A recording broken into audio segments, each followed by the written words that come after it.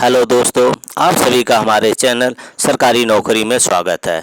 दोस्तों, आज हम इस वीडियो में बात करेंगे 8वें वेतन आयोग के बारे में। तो दोस्तों, इस बार 8वें वेतन आयोग को लेकर के और 18 महीने के डीए एरियर को लेकर के पेंशन समाज नाराज है। और वो पेंशनर हैं आईएएस, आईआरएस यानी कि अधिकारी। किस लेवल के आप समझ सकते हो कि आईएएस लेवल के अधिकारियों में बड़ा गुस्सा है। और कल उन्होंने मीटिंग की और कहा कि 15 जुलाई को अब हम धरना प्रदर्शन करेंगे। ये सरकार इस तरह नहीं सुनेगी। जैसा कि सरकार ने दिल्ली चुनाव के वक्त 8वें वेतन आयोग की घोषणा तो कर दी, हमें सपने रंगीन दिखा दिए, हमें बहुत सारी मीडिया, सोशल मीडिया ने बहुत सारी बातें उठा दी, लेकिन उसके बाद सरकार खामोश हो गई है। सपने दिखा के सरकार ने अपनी आंखें बंद कर ली हैं। लगातार वो डिपार्टमेंट ऑफ एक्सपेंडिचर की तरफ से यानी कि उनका जो अंदर का काम है वो अभी पूरा नहीं हुआ है। उसकी डेडलाइन 31 जुलाई तक कर दी है। लोग इंतजार कर रहे हैं, परेशान हो रहे हैं। आखिर टर्म्स ऑफ रेफरेंस कब, टर्म्स ऑफ रेफरेंस का होगा खुलासा, क्या होगा फिटमेंट फैक्टर, क्या होगा टास्क फोर्स, कौन होगा अध्यक्ष, कौन होंगे सदस्य, कौन होगा सचिव, जो कि इसकी समीक्षा करेंगे देश भर में जाकर के। और सरकार ने कहा था कि जनवरी 2026 को आपको यानी 8वें वेतन आयोग मिल जाएगा, लेकिन सरकार हमें सपने दिखा के चुप हो गई और बिहार चुनाव में मशगूल हो गई। तो हमें अब सोचना चाहिए कि आखिर केंद्रीय कर्मचारी संगठन लगातार ट्वीट तो करते हैं, चिट्ठियां तो लिखते हैं, लेकिन असर क्या होता है? जवाब तो कोई नहीं दे रहा है और जवाब का नहीं, पत्र लिखने का सिलसिला चलता है डिपार्टमेंट ऑफ एक्सपेंडिचर के सचिव से। अब हम बात कर रहे हैं कैबिनेट सचिव से। माननीय प्रधानमंत्री जी को, माननीय वित्त मंत्री जी को, सबको चिट्ठियां लिख दी हैं, लेकिन सरकार बोलती नहीं। सरकार के मन में क्या है ये किसी को पता नहीं है। जैसे कि सरकार की नीयत कैसी है कि 18 महीने डीए एरियर है। आप समझ सकते हो कि 2020 में कोरोना पैडिक हुआ था और जैसे ही मार्च के आसपास, मार्च अप्रैल में कोरोना चला गया और उन्होंने आगे जाकर के 18 महीने तक डीए फ्रीज की घोषणा कर दी। उन्हें कैसे पता था कि आगे 18 महीने तक इसको यानी कोरोना चलेगा। तो उन्होंने सीधा 3 किस्तें, हमारे 3 किस्तें आपने देखा होगा कि जनवरी 20 की, जुलाई 20 की और जनवरी 21 की 3 किस्तें उन्होंने फ्रीज कर दी।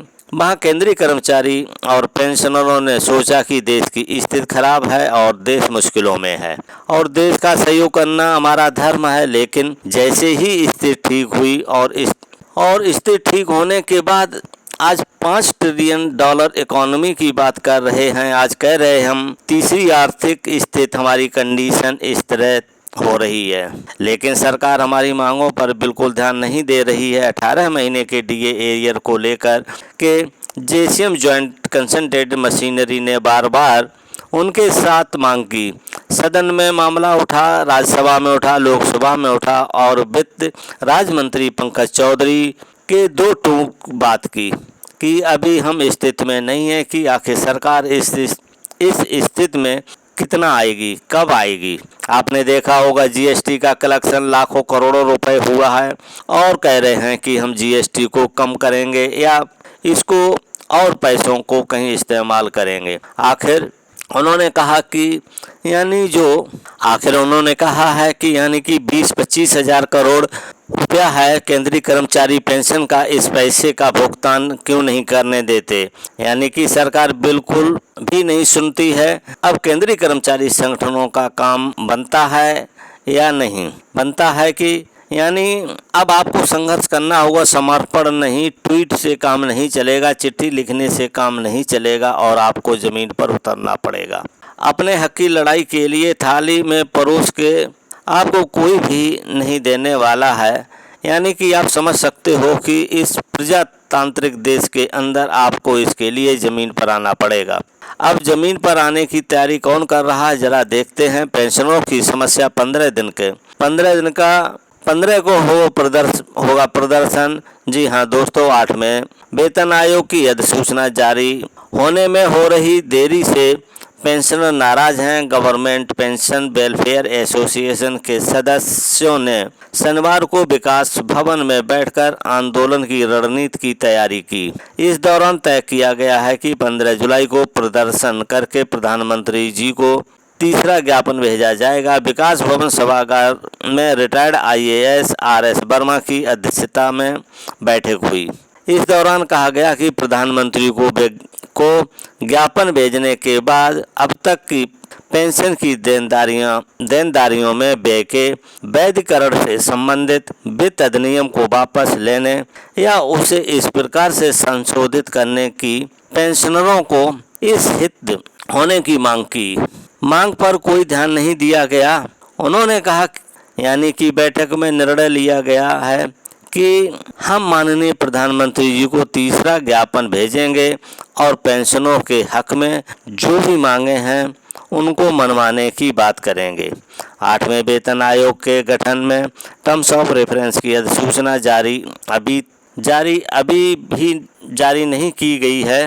इससे पेंशनर 15 जुलाई को दोपहर 12 बजे से 3 बजे तक पत्थर गिरिराज घर के पास धरना और प्रदर्शन करेंगे। DM के जरिए माननीय प्रधानमंत्री, वित्त मंत्री, मुख्यमंत्री को ज्ञापन देंगे। साथ ही लंबे समय से चली आ रही मांगों जैसे 5 वर्ष के बाद 5% पेंशन की बढ़ोतरी, महंगाई भत्ते का भुगतान करना, पुरानी पेंशन को बहाल करना और 18 महीने का DA एरियर, वरिष्ठ नागरिकों को किराए में छूट की मांगों पर उचित निर्णय होने पर आंदोलन किया जाएगा। बैठक में ये भी निर्णय लिया गया है कि 20 जुलाई को विकास खंड बहादुरपुर में एक पेंशनर्स का एक पौधा लगाया जाएगा और इसके लिए माननीय प्रधानमंत्री और वहाँ के जितने भी ब्यूरोक्रेट्स हैं, जितने भी नेता हैं, उनको ये पत्र दिया जाएगा। तो दोस्तों, आप समझ सकते हो कि इस बार सब मैदान में कूदने की तैयारी कर रहे हैं। सरकारी कर्मचारियों को कम मिलेगी सैलरी में बढ़ोतरी, जाने डिटेल्स। इधर प्रिंट मीडिया लगातार अपना रोज खबर चलाती रहती है कि आपका फिटमेंट फैक्टर 2.8, 3.48, 2.86, 2.46 तमाम तरह की बातें कर रही है। यानी कि जैसा अभी 30 से 34% बढ़ोतरी की बात कर रहे हैं। जैसे आप देख सकते हो, एक अखबार इसने सीधा सीधा है इसमें, अब आपका फिटमेंट फैक्टर 1.83 से 2.46 के बीच में तय होने की उम्मीद है। अब इसका क्या मतलब है? 1.83 अब कह रहे हैं बढ़ोतरी 30 से 34% और 1.83 से कितना आता है तो लगभग आएगा 17-18%। तो ये कौन सी बात है, ये कौन सी खबर है? इस तरीके से रोज तमाम 1 करोड़ लोगों के मतलब कहते हैं ना, जले पे नमक छिड़कते रहते हो। इनके अखबार, इन रिपोर्ट्स में कोई दम नहीं है, क्योंकि किसी तरह की कोई भी एविडेंस नहीं है, ना ही कोई इसके अंदर कोई पिक्चर आती है, बस रोज खबरें आ रही हैं। लेकिन दोस्तों, 8वां वेतन आयोग यानी 5% पेंशन बढ़ोतरी, 18 महीने के DA एरियर को लेके संघर्ष तो करना पड़ेगा। बिना संघर्ष के सरकार नहीं दे सकती है। आगे लगातार इलेक्शन है। आप बिहार के इलेक्शन 2027 में, उत्तर प्रदेश और कई राज्यों के इलेक्शन हैं, पंजाब के इलेक्शन है, बंगाल के इलेक्शन है, उसके बाद आप लगातार कंटिन्यूस इलेक्शन है और सरकार के ऊपर दबाव बनाना बहुत ज़रूरी है। तो दोस्तों, ये जानकारी आपको देनी थी। ये जानकारी कैसी लगी आप हमें कमेंट में ज़रूर बताइए। यदि आपको ये वीडियो अच्छा लगा हो तो लाइक करके अधिक से अधिक शेयर कर दीजिए। यदि आप पहली बार इस चैनल को देख रहे हैं तो इस चैनल को सब्सक्राइब जरूर करें। सब्सक्राइब करने के बाद घंटी वाले निशान को दबा करके ऑल पर सेट कर दीजिए, जिससे हमारी आने वाली हर अपडेट आपको सबसे पहले मिल सके। दोस्तों, इस वीडियो को देखने के लिए थैंक यू फॉर वॉचिंग। अब मिलेंगे नेक्स्ट वीडियो में नई जानकारी के साथ।